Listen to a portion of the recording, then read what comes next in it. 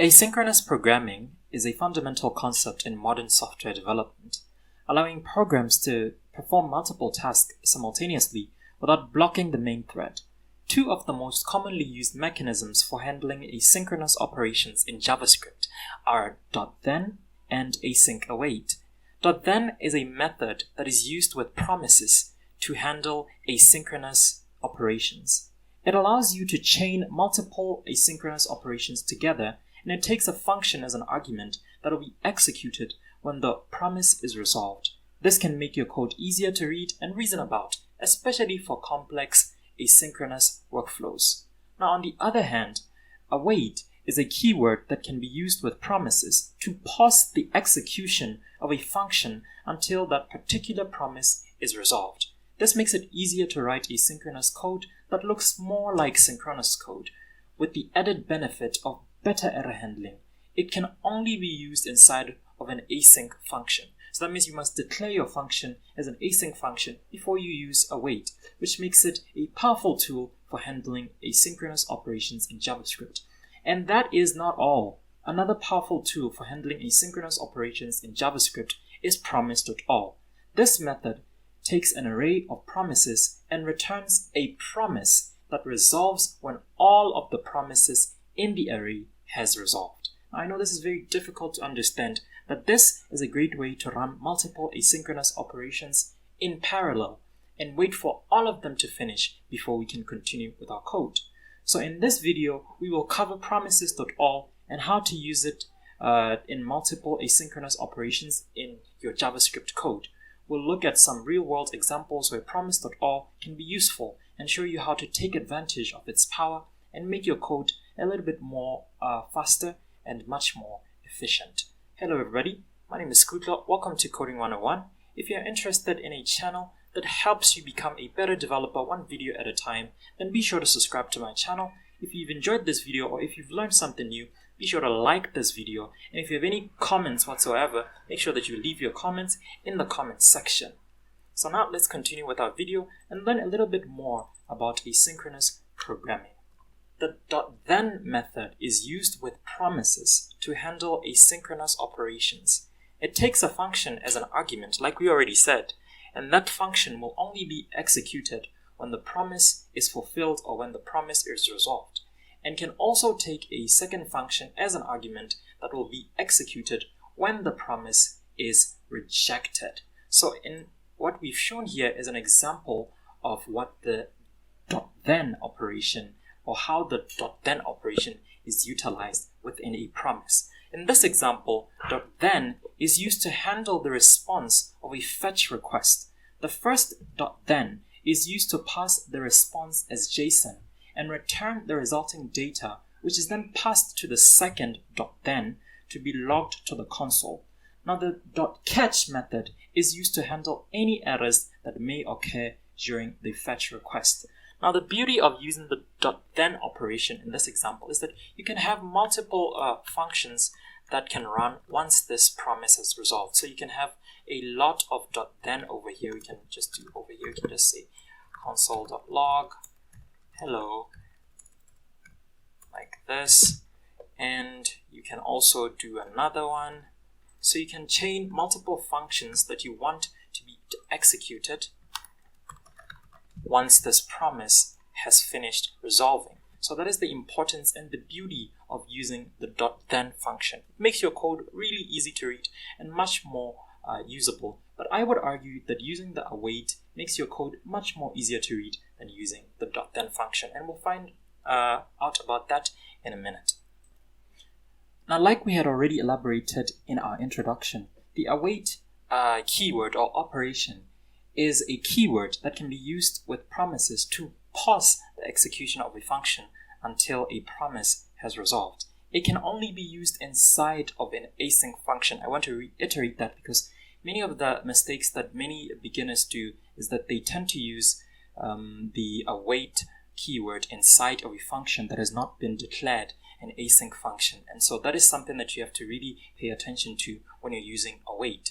Now, the await operation, like we had already said previously in our introduction, is a keyword that can be used with promises to pause the execution of a function until that particular promise has resolved. Now, I want to reiterate once again that the await keyword can only be used inside of an async function. So you essentially have to declare a function to be an async function before you can use the await keyword. This is one of the common mistakes that beginners do when they're dealing with asynchronous operations. They forget to declare a function as an async function before you use the await keyword inside of your function or inside of your code. Now, this on your screen is an example of how to use the await keyword, and in this example, the await keyword is used to pause the execution of the fetch data function until the fetch request has successfully resolved. Now, the function cannot continue. This part over here will not be executed until the fetch request has finished doing what it's there to do. So the response.json method is going to await, or the response.json method is also awaited to ensure that the data is properly passed before being logged to the console. Because what happens is that if you don't put await over here, what is going to be passed in here is not going to be the correct data. You're going to only get a promise that has not resolved. So you're just using the await keyword to pause the function and say, listen, I want this promise to finish doing what it wants to do. Then I could use the information that it's going to give back to me. Now, the try and catch blocks are used to handle any errors that may occur as a result of this operation. Now, in conclusion of the .then and the await operation, let me just say that the main difference between the .then and the await operation is that .then is used to chain together multiple asynchronous operations, while await is used to pause the execution of a function until a single asynchronous operation is resolved. .then can be used with both promises and async await functions, while await can only be used inside of an async await function.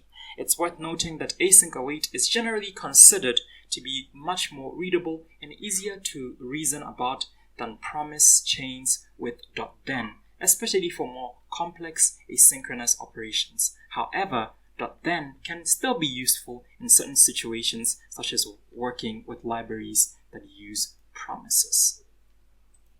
Now, there's a reason why we say that the await operation is much more readable and easier to reason about than the promise chains with .net. Let's take, for example, this example that you're seeing over here. Now, if I maybe make this a bit larger, you can see that we have about 4 promises in this particular case. Now, imagine you have to say .then for each of these promises that you're seeing over here. It's pretty much complicated because you seem not to follow or track which promise is which promise. So it's much more cleaner, it's much more easier sometimes when you're dealing with multiple asynchronous operations to use await than use .then. But sometimes it is preferable to use .then in many different cases. Now that we've understood .then and await and their various applications, let's move on to Promise.all. So what exactly is Promise.all? It's a method that takes an array of promises and returns another promise. It returns a new promise that resolves only when all of the promises that are compiled inside of the array have all been resolved. This can be incredibly useful when you need to wait for multiple asynchronous operations to complete before continuing. So let's take a look at some examples to see how this works in practice. So let's say you're building a website that needs to fetch data from multiple APIs. So these are the supposed APIs that we have. We have API 1 and API 2 and API 3. So you want to fetch some data from all these 3 APIs that you're seeing over here. And you want to make sure that you have all the data before you continue with your code. So you could use Promise.all to fetch all the data that you need in parallel and wait for all the resources to come back before updating the UI. In this example, we're using Promise.all to fetch data from 3 different APIs. we're using the map method to create an array of promises that fetches each API and passes the response as JSON. We then pass this array to Promise.all, which returns a new promise that resolves with an array of the results of the promises. We can then use this data to update our UI. So this is exactly how you would use Promise.all to fetch data from multiple resources. Now the second example that we're going to look at shows us that we can use Promise.all to run multiple async functions. So that is it. Promise.all can be used to run multiple async functions in parallel. So let's say you have two functions that need to be ran asynchronously, and you want to wait for both of them to finish before doing something else with your code. So you can see over here that we have about two functions over here. We want to be able, these are async functions by the way, as you can see by the keyword async over here. So what we want to do is that we want to run all these functions in parallel because we want it to return some sort of results, and we want to use this result in order to do something or to compute something with our code. So we can run these functions like we're doing in this example. We're using Promise.all to run two async functions in parallel, function 1 and function 2. We pass an array of promises returned by these functions to Promise.all, which resolves with an array of the results of both promises. We can then use these results, like I said, to do something else. So there you have it. Promise.all is a powerful tool for handling multiple asynchronous operations in JavaScript. It allows you to run multiple promises in parallel and wait for all of them to complete before continuing. If you're working on a project that requires asynchronous programming, be sure to give Promise.all a try.